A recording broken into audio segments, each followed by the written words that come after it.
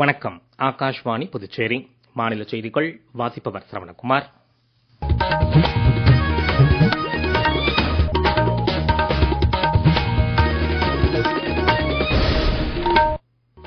தலைப்புச் செய்திகள். மணிப்பூர், மேகாலயா மற்றும் திரிபுரா மாநிலங்களின் உதய நாளையொட்டி பிரதமர் திரு நரேந்திர மோடி இம்மாநில மக்களுக்கு வாழ்த்து தெரிவித்துள்ளார். சட்டம் இயற்றும் அமைப்புகளை தரமான விவாதங்களுக்கான களமாக மாற்ற வேண்டியதன் அவசியத்தை மக்களவைத் தலைவர் திரு ஓம் பிர்லா வலியுறுத்தியுள்ளார். இந்தியாவின் ஸ்டார்ட் அப் சூழல் உலக அரங்கில் நாட்டின் நிலையை உயர்த்தும் என்று புதுச்சேரி துணைநிலை ஆளுநர் திரு கைலாஷ்நாதன் கூறியுள்ளார். பிரயாக்ராஜில் நடைபெற்று வரும் மகா கும்பமேளாவில் அரசியல் சாசனம் குறித்த மத்திய அரசால் அமைக்கப்பட்டுள்ள காட்சி கூடம் பெரும் எண்ணிக்கையிலான மக்களை கவர்ந்து வருகிறது. இனி விரிவான செய்திகள். மணிப்பூர், மேகாலயா மற்றும் திரிபுரா மாநிலங்களின் உதய நாளையொட்டி பிரதமர் திரு நரேந்திர மோடி இம்மாநில மக்களுக்கு வாழ்த்து தெரிவித்துள்ளார். நாட்டின் வளர்ச்சியில் மணிப்பூர் மாநிலம் ஆற்றி வரும் பங்கு பணிகள் வியக்கத்தக்கவை என்றும் இது குறித்து நாடே பெருமிதம் அடைவதாகவும் அவர் தமது செய்தியில் கூறியுள்ளார். இயற்கை வனப்பிற்கும் சுறுசுறுப்பான மக்களுக்கும் பெயர் பெற்ற மாநிலம் மேகாலயா என்றும் வரவிருக்கும் காலங்களில் மேகாலயா தொடர்ந்து வளர்ச்சி பெற தாம் வேண்டுவதாகவும் அவர் தெரிவித்துள்ளார். வளமான கலாச்சார மரபுகளுக்கு புகழ்பெற்ற மாநிலமான திரிபுராவும் தேசிய அளவிலான முன்னேற்றத்தில் குறிப்பிடத்தக்க வகையில் பங்களித்து வருவதாக பிரதமர் கூறியுள்ளார். சட்டம் இயற்றும் அமைப்புகளை தரமான விவாதங்களுக்கான களமாக மாற்ற வேண்டியதன் அவசியத்தை மக்களவைத் தலைவர் திரு ஓம் பிர்லா வலியுறுத்தியுள்ளார். பீகார் மாநிலம் பாட்னாவில் சட்டம் இயற்றும் அமைப்புகளின் தலைவர்களுக்கு இடையிலான 85வது அகில இந்திய மாநாட்டில் இதற்கான தீர்மானம் நிறைவேற்றப்பட்டுள்ளதாக இன்று மாநாட்டு நிறைவு விழாவில் பேசுகையில் அவர் கூறினார். சட்டமியற்றும் அமைப்புகளின் செயல்திறன் மற்றும் பொறுப்புகளை அதிகரிக்கவும் மக்களின் எதிர்பார்ப்புகளை நிறைவேற்றும் வகையில் செயல்படுவதில் தொழில்நுட்பங்களின் பயன்பாட்டை மேம்படுத்திக் கொள்ளவும் மாநாட்டு பிரதிநிதிகள் உடன்பட்டுள்ளதாக மக்களவைத் தலைவர் தெரிவித்தார். பீகார் ஆளுநர் திரு ஆரிப் முகமது கான் உள்ளிட்டோர் நிறைவு விழாவில் கலந்து கொண்டனர். பிரதமரின் ஜன்ஜாதி ஆதிவாசி நியாய மகா அபியான் என்னும் ஜன்மன் இயக்கம் குறித்து மாவட்ட குற்றவியல் நீதிபதிகளுக்கு இடையிலான தேசிய மாநாடு ஒன்றை மத்திய அரசு இன்று புதுடெல்லியில் நடத்தியது. ஜன்மன் திட்டத்தில் பங்கேற்கும் அனைத்து 18 மாநிலங்களிலும் திட்ட பலன்கள் மூலை முடுக்கெங்கும் சென்று சேர்வதை உறுதிப்படுத்தும் வகையில் அரசு கொள்கைகளுக்கும் கள நிலவரங்களுக்கும் இடையிலான இடைவெளியை குறைக்கும் நோக்கத்திலான இம்மாநாட்டை மத்திய பழங்குடியினர் விவகாரங்கள் துறை அமைச்சர் திரு ஜூயல் ஓராம் தொடக்கி வைத்தார். சம்பந்தப்பட்ட 18 மாநிலங்களிலிருந்து 88 மாவட்டங்கள் இம்மாநாட்டில் கலந்து கொண்டு ஜன்மன் திட்டத்தின் அமலாக்கம் குறித்து தங்களின் கருத்துக்களை பகிர்ந்து கொண்டன. ஜன்மன் திட்டத்தின் கீழ் வீட்டு வசதி, சாலை வசதி, அங்கன்வாடிகள், பள்ளி விடுதிகள், பல்நோக்கு மையங்கள் மற்றும் வனவள மேம்பாட்டு கேந்திரங்களை அமைப்பது குறித்து மாநாட்டில் விரிவாக விவாதிக்கப்பட்டது. குறிப்பாக அடிப்படை வசதிகள் குறைவாக உள்ள தொலைதூர பகுதிகளில் வசதிகளை மேம்படுத்துவது குறித்து விவாதங்களில் சிறப்பு கவனம் செலுத்தப்பட்டது. பெண் குழந்தைகளை பாதுகாப்போம், பெண் குழந்தைகளை படிக்க வைப்போம் இயக்கத்தின் 10ஆம் ஆண்டு விழாவை மத்திய அரசு நாளை புதுடெல்லியில் கொண்டாட உள்ளது. பெண் குழந்தைகளின் கல்வி, பாதுகாப்பு மற்றும் அதிகார மேம்பாட்டிற்காக கடந்த 10 ஆண்டுகளில் அரசு மேற்கொண்ட அயராத முயற்சிகளை கொண்டாடும் வகையிலான இவ்விழா நாளை முதல் சர்வதேச மகளிர் தினமான மார்ச் 8ஆம் தேதி வரை நடைபெறும். முப்படைகள், இணை ராணுவ படைகள் மற்றும் டெல்லி காவல்துறையை சேர்ந்த பெண் அதிகாரிகளுடன் மாணவிகள் மற்றும் அங்கன்வாடி ஊழியர்களும் இவ்விழாவில் கலந்து கொள்ள இருப்பதாக மத்திய மகளிர் மற்றும் குழந்தைகள் மேம்பாட்டுத்துறை அமைச்சகம் தெரிவித்துள்ளது. மாநில மற்றும் மாவட்ட அளவிலும் இது போன்ற விழாக்கள் நடைபெற உள்ளன. பெண் குழந்தைகளை பாதுகாப்போம், பெண் குழந்தைகளை படிக்க வைப்போம் இயக்கத்தை பிரதமர் திரு நரேந்திர மோடி கடந்த 2015ஆம் ஆண்டு ஜனவரி 22ஆம் தேதி ஹரியானா மாநிலம் பானிபட்டில் தொடக்கி வைத்தார். நாட்டில் ஆண் பெண் சமத்துவம் மற்றும் பெண் குழந்தை விகிதத்தை மேம்படுத்த இந்த இயக்கத்தில் முக்கிய கவனம் செலுத்தப்படுகிறது. நக்சல்வாதம் இல்லாத இந்தியாவை உருவாக்குவதில் பாதுகாப்பு படையினர் முக்கிய வெற்றிகளை சாதித்திருப்பதாக மத்திய உள்துறை அமைச்சர் கூறியுள்ளார். இதுகுறித்து அவர் இன்று சமூக ஊடக பதிவில் வெளியிட்டுள்ளார். ஒடிசா, சத்தீஸ்கர் எல்லையில் இரு மாநில காவல்துறைகளின் சிறப்பு அதிரடி பிரிவுகளும் மத்திய ரிசர்வ் போலீஸ் படையினரும் இணைந்து மேற்கொண்ட நடவடிக்கைகளில் 14 நக்சலைட்கள் கொல்லப்பட்டதாகவும் மத்திய மாநில அரசுகளின் இத்தகைய கூட்டு முயற்சிகளால் நக்சல்வாதம் இல்லாத இந்தியா உருவாகும் என்றும் உள்துறை அமைச்சர் கூறியுள்ளார். கொல்லப்பட்ட நக்சலைட்டுகளில் ஒருவரை கண்டுபிடித்துக் கொடுப்பவர்களுக்கு 1 கோடி ரூபாய் வெகுமதி அளிக்கப்படும் என ஏற்கனவே அறிவிக்கப்பட்டிருந்தது. கொல்லப்பட்ட நக்சலைட்டுகளில் 2 பெண் தீவிரவாதிகள் என்றும் தகவல் வெளியாகியுள்ளது. நீங்கள் கேட்டுக்கொண்டிருப்பது மாநில செய்திகள்.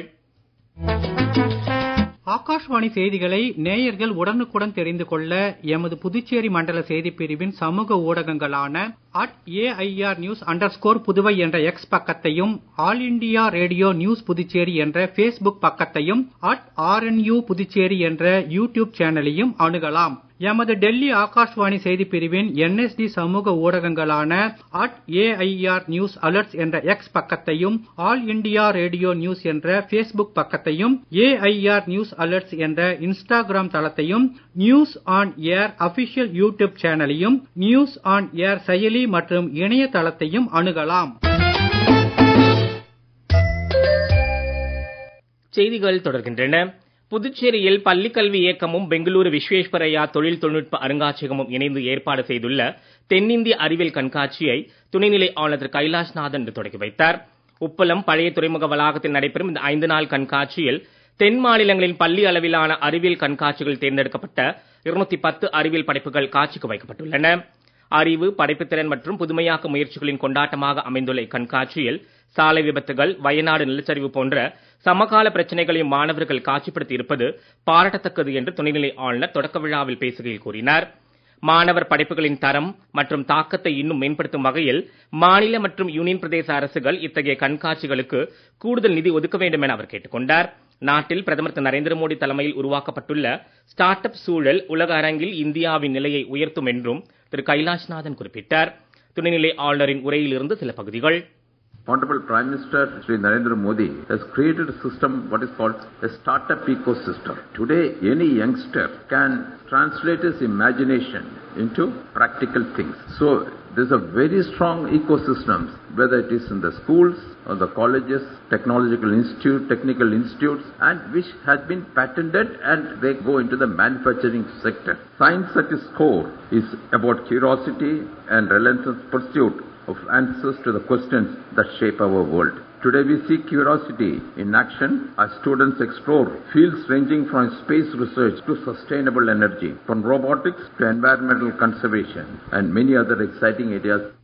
மாநில கல்வி அமைச்சர் திரு நமச்சிவாயம் தலைமையில் நடைபெற்ற தென்னிந்திய அறிவியல் கண்காட்சியின் தொடக்க விழாவில் முதலமைச்சர் திரு ரங்கசாமி பேசுகையில் நாட்டின் வளர்ச்சி அறிவியல் முன்னேற்றத்தை பெரிதும் சார்ந்திருப்பதாக கூறினார்.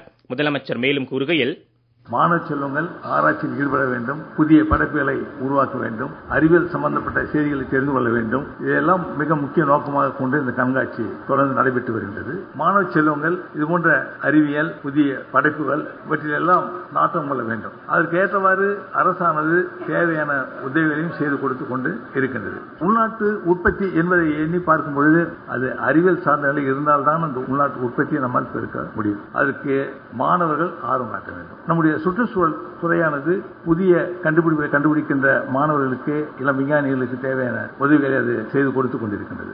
புதுச்சேரியிலிருந்து பல விஞ்ஞானிகள் உருவாக வேண்டும். அதற்கு அதில் ஆர்வம் காட்டுவதற்கு இது போன்ற ஒரு கண்காட்சி என்பது மிக முக்கியமான ஒன்றாகும். இங்கே நம்முடைய 6 மாநிலங்களை சார்ந்தவர்கள் இங்கே இந்த கண்காட்சியில் கலந்து கொண்டிருக்கின்றார்கள். அதில் ஒரு கருத்து ஒற்றுமை வருவதற்கான வாய்ப்பும் உண்டு. பல அறிவியல் சம்பந்தப்பட்ட செய்திகளை பகிர்ந்து கொள்கின்ற வாய்ப்பும் ஏற்படும். உத்தரப்பிரதேஷ் மாநிலம் பிரயாக்ராஜில் நடைபெற்று வரும் மகா கும்பமேளாவில் அரசியல் சாசனம் குறித்து மத்திய அரசால் அமைக்கப்பட்டுள்ள காட்சிக்கூடம் பெரிய எண்ணிக்கையிலான மக்களை கவர்ந்து வருகிறது. அரசியல் சாசனத்தின் உருவாக்கம், அமலாக்கம் மற்றும் அரசியல் சாசன விதிகள் குறித்து பெரும் எண்ணிக்கையிலான மக்களுக்கு விழிப்புணர்வை ஏற்படுத்தும் நோக்கத்துடன் பிரயாக்ராஜ் நகரின் திரிவேணி சாலையில் இந்த காட்சிக்கூடம் அமைக்கப்பட்டுள்ளது. அரசியல் சாசனம் தொடர்பான வரலாற்று நிகழ்வுகள், முக்கிய ஆவணங்கள் மற்றும் முக்கிய தலைவர்களின் அரசியல் சாசன பங்களிப்பு குறித்த பல்வேறு காட்சி பொருட்கள் இதில் இடம்பெற்றுள்ளன. அரசியல் சாசனம் உருவான விதத்தை எளிதில் புரிந்து கொள்ள ஏதுவாக அரசியல் நிர்ணய சபையின் விவாதங்கள் ஒலிவடிவில் மக்களுக்கு வழங்கப்படுகின்றன. அரசியல் சாசனத்தின் 75 ஆண்டு கால வரலாற்று குறித்து தொடுதிரை மூலம் மக்கள் அறிந்து கொள்ளும் வசதியும், செல்ஃபி பாயிண்ட் உள்ளிட்டவை பல்வேறு அம்சங்களும் காட்சிக்கூடத்தில் இடம்பெற்றுள்ளன. கொல்கத்தா ஆர்ஜிகர் மருத்துவக் கல்லூரி பெண் மருத்துவர் பாலியல் பலாத்கார வன்முறைக்கு ஆளாக்கி கொலை செய்யப்பட்ட வழக்கில் குற்றவாளிக்கு ஆயுள் தண்டனை விதித்து கொல்கத்தா சிறப்பு நீதிமன்றம் வெளியிட்டுள்ள உத்தரவின் மீது மேற்கு வங்க அரசு மேல்முறையீடு செய்துள்ளது. இன்று அரசு வழக்கறிஞர் திரு கிஷோர் தத்தா தாக்கல் செய்த மேல்முறையீட்டு மனுவை நீதிபதிகள் தேபாங்ஷு பசாக் மற்றும் ஷபார் ஷர்ஷீதி ஆகியோர் அடங்கிய அமர்வு விசாரணை கேட்டுக் கொண்டுள்ளது. இந்த கொடூர செயலில் ஈடுபட்ட குற்றவாளிக்கு மரண தண்டனைதான் சரியானதாக இருக்கும் என்றே தாம் கருதுவதாக முதலமைச்சர் செல்வி மம்தா பானர்ஜி தெரிவித்துள்ளார். மீண்டும் தலைப்புச் செய்திகள். மணிப்பூர், மேகாலயா மற்றும் திரிபுரா மாநிலங்களின் உதய நாளையொட்டி பிரதமர் திரு நரேந்திர மோடி இம்மாநில மக்களுக்கு வாழ்த்து தெரிவித்துள்ளார். சட்டம் இயற்றும் அமைப்புகளை தரமான விவாதங்களுக்கு களமாக மாற்ற வேண்டியதன் அவசியத்தை மக்களவைத் தலைவர் திரு ஓம் பிர்லா வலியுறுத்தியுள்ளார். இந்தியாவின் ஸ்டார்ட் அப் சூழல் உலக அரங்கில் நாட்டின் நிலையை உயர்த்தும் என்று புதுச்சேரி துணைநிலை ஆளுநர் திரு கைலாஷ்நாதன் கூறியுள்ளார்.